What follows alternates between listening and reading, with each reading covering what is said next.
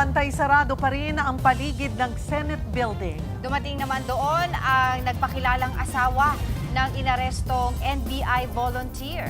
At live po mula sa Senado, nasa frontline ng balitang yan, si Nina Ong Pauco. Nina, kamusta ang sitwasyon dyan ngayon sa Senado pagkatapos ng napakaraming kaguluhan kagabi?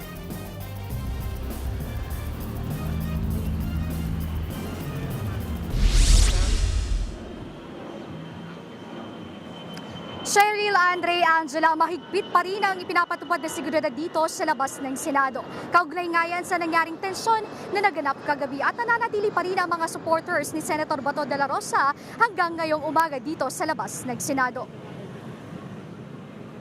Muli ngang nagdaos ng programa ang mga supporters ng senadora para tutulan pa rin ang pag-aresto sa kanya.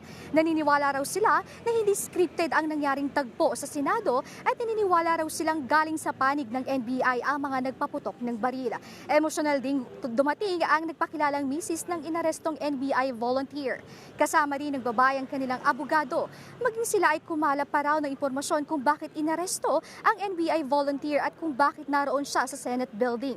Pakinggan natin ang pahayag ng asawa ng NBI volunteer. Nabigla po ako. Bakit po siya inaresto eh. Tinawagan po ako ng kakasama niya pong volunteer din po na yun nga po, inaresto daw po siya.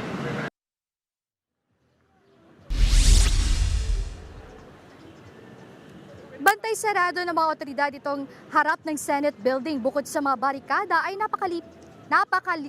nakapalibot dito ang mga patrol cars. Nasa 1,400 kawani mula sa iba't ibang distrito ng National Capital Region Police Office ang nakatalaga dito.